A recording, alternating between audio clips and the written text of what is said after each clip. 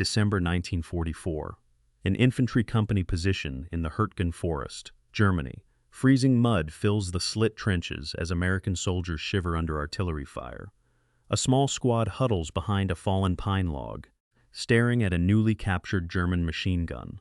The weapon is clean, heavy, and loaded with thousands of rounds of fresh ammunition. It is exactly what they need to hold the line.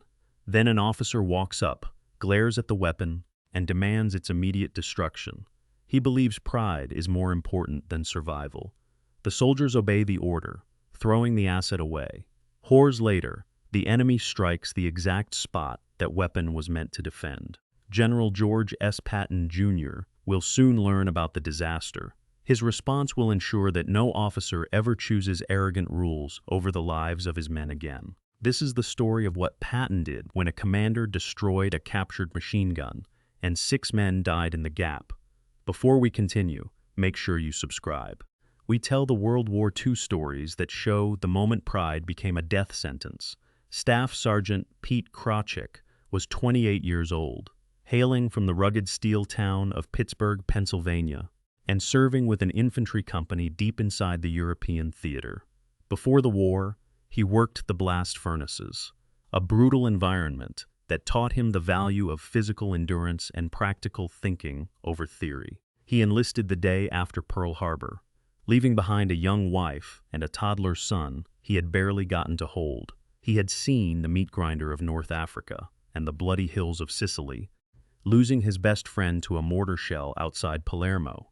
These harsh experiences stripped away any illusions he had about the romance of combat, leaving him with a singular, unyielding focus. He cared about keeping his men alive and returning them home to their families. Now, shivering in the freezing mud, he knew his squad faced an impossible defensive task without a massive increase in firepower. Captain Lloyd Garrison was 33 years old, born into an old, influential family in Richmond, Virginia, and served as the company commander. He carried himself with a rigid, aristocratic posture, viewing the military through a lens of strict regulations and romanticized Southern honor.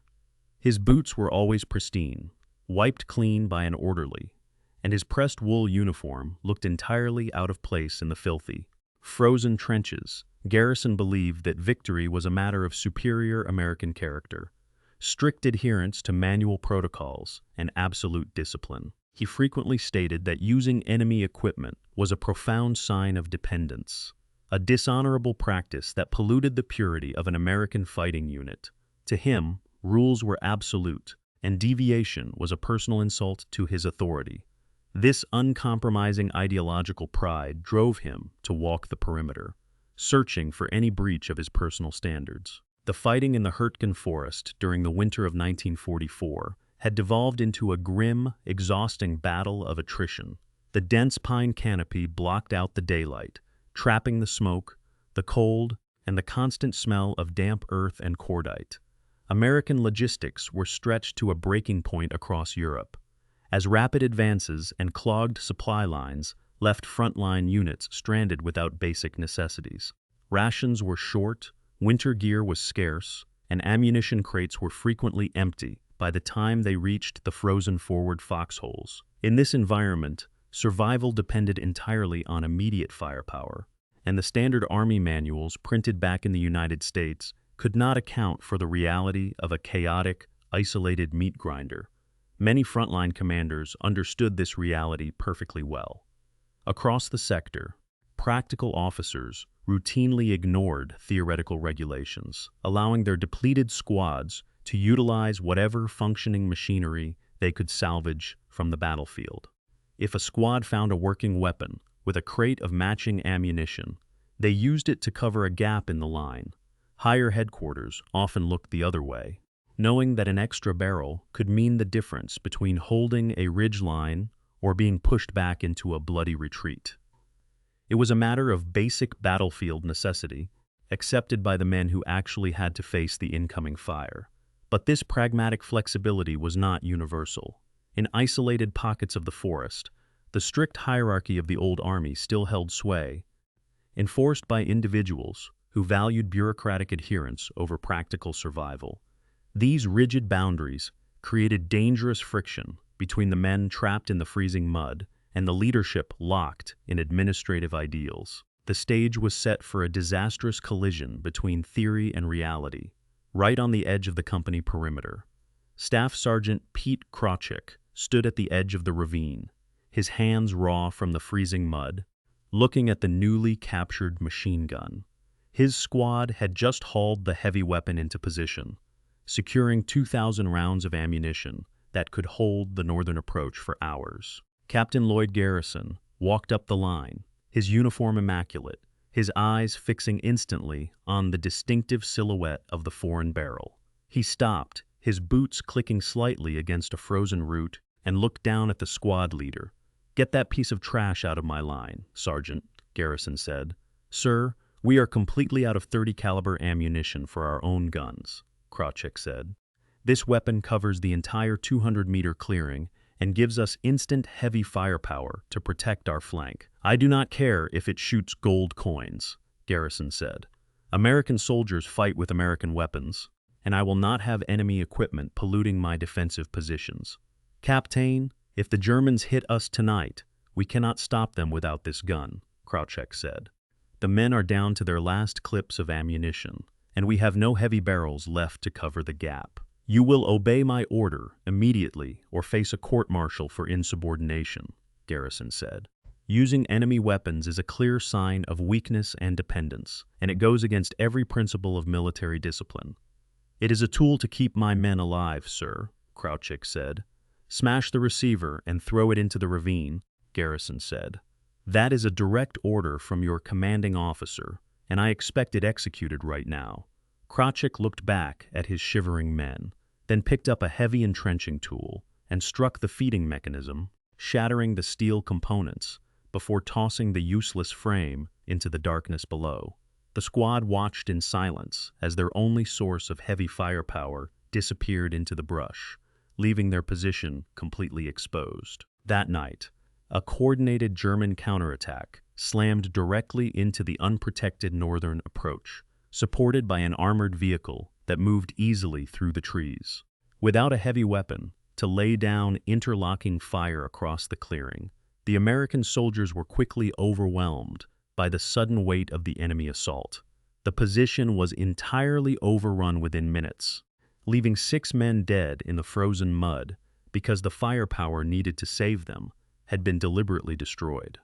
The surviving elements of the company retreated in disorder, carrying the news of the disaster back to the battalion command post. The official report detailing the loss of the position and the destruction of the weapon reached Patton within the hour. Patton arrived within the hour. His open-top Jeep roared into the sector and slid to a halt right outside the command tent, kicking up slush and frozen gravel. 4 polished stars gleamed on his helmet, and the famous twin ivory-handled revolvers rested inside their holsters on his belt. The general stepped out of the vehicle and walked into the briefing room unannounced. His presence instantly altered the air in the crowded tent, cutting off all murmurs as every officer froze and snapped a rigid salute. Patton did not raise his voice, but his cold gaze fixed entirely on the company commander. "Captain Garrison, did your men capture a functional German machine gun yesterday?" Patton asked. "Yes, General. We took an enemy weapon during the morning sweep," Garrison said. "Did that weapon possess 2,000 rounds of ammunition?" Patton asked. "It did, sir," Garrison said. "Did you order your men to destroy that weapon and dump the remains into a ravine before the sun went down?" Patton asked. "I did, General," Garrison said. "Why did you order the destruction of a working firearm when your own perimeter was critically low on ammunition?" Patton asked. "American soldiers fight with American weapons, sir," Garrison said. "I will not have German equipment polluting our defensive positions, because using enemy gear is a sign of dependence and weakness." Patton stepped closer, his boots pressing into the dirt floor as he looked at the captain. "You stood in this forest and watched your men freeze while their ammunition crates emptied out to nothing. You looked at a perfect piece of machinery, a tool that could throw lead across a 200-meter gap, and you decided your personal vanity was worth more than the defensive line. You took a heavy entrenching tool and smashed the only asset that could stop an advancing enemy. all because you wanted to maintain a pristine manual standard in the middle of a slaughterhouse. Yesterday, your men also captured a German anti-tank weapon that could have disabled the armored vehicle supporting the assault. You personally destroyed that asset too, leaving your perimeter entirely defenseless against mechanized fire. You chose an abstract concept of Southern honor over the concrete reality of survival, and 6 American soldiers paid for your tailored uniform with their blood. Their dog tags are rolling in the mud right now because you thought a weapon had a nationality. A weapon is a tool to kill the enemy, and if a piece of steel fires a bullet that keeps my men alive, I will use a German knife to butter my bread. You have 2 choices standing in front of me right now, Captain. You will either accept an immediate reduction in rank and take a shovel to dig the graves for the men you left unprotected, or you will face an immediate general court-martial for gross negligence and willful destruction of vital battlefield property. Decide your future in the next 10 seconds. Garrison stood perfectly rigid, his face turning entirely pale under the glare of the 4 stars, his voice failing him as he looked down at the floor and nodded his compliance. The punishment was carried out on the spot, right outside the battalion command post, where the freezing rain had turned the ground into a dark slurry of ice and dirt. 2 burly military policemen marched the stripped commander out into the center of the yard, forcing him to stand before the gathered remnants of the infantry company. Garrison wore a basic wool uniform without a single insignia of rank, his polished boots now caked in the foul slop of the forest floor, his hands gripping a heavy wooden pioneer shovel. The surviving soldiers watched from the tree line as the former captain drove the iron blade into the frozen earth, struggling to break through the icy crust to dig the deep trenches required for the 6 men killed in the gap. The sharp scent of freshly turned mud mixed with the metallic odor of nearby truck exhausts as he labored under the cold glare of the guards. Officers from neighboring units stood in silence along the gravel road, watching the public degradation of a man who had chosen bureaucratic rules over the lives of his troops. Every stroke of the shovel echoed through the quiet valley, a steady reminder of what happened when an officer placed his own pride ahead of the men he was sworn to protect. P.D. Krawczyk returned to Pittsburgh after the war, his hands scarred from the winter of 1944, but his spirit intact. He went back to the steel mills, working the blast furnaces for another 30 years before retiring to a quiet life spent fishing with his grandchildren.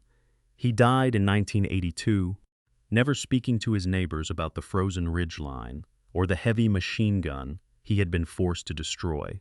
But his family found a small piece of a German shell casing kept inside his old footlocker. He carried the memory of that clearing every single day of his life, remembering the cost of an officer's pride. Lloyd Garrison served out his war in a disciplinary barracks, his family's political connections unable to save him from the absolute weight of Patton's wrath. He was quietly discharged from the service in 1946, returning to Virginia, where he lived out his remaining years in total obscurity, avoided by his former social circles. He refused to attend any military reunions, spending his final decades in a state of bitter isolation before passing away in 1975. He never admitted his error, maintaining until his final breath that he had simply followed the regulations provided by the higher command. Patton never included the specific details of the incident in his public reports, keeping the paperwork locked securely inside his personal field desk until his death. He mentioned the encounter only once in a private letter written to his wife, noting that a pristine uniform is often the clearest sign of a useless commander. He wrote that a real leader looks at the ammunition crates, not the manual, when the line begins to break. Some historians have argued that the strict enforcement of regulations regarding captured equipment was necessary to prevent friendly fire incidents, as the distinct sound of a German weapon could easily draw mistaken American artillery or rifle fire onto a friendly position. Others have argued the opposite, maintaining that a rigid adherence to theoretical manuals during a severe supply crisis represents a catastrophic failure of leadership that directly sacrifices the lives of frontline troops for administrative purity. What is certain is that Patton's decisive intervention and subsequent Third Army Directive established a clear, permanent precedent across the entire European theater, ensuring that operational survival and immediate battlefield necessity would always override bureaucratic arrogance. If you had been in Patton's position, would you have done the same? Or would you have simply issued a formal reprimand without a public demotion? Let us know in the comments.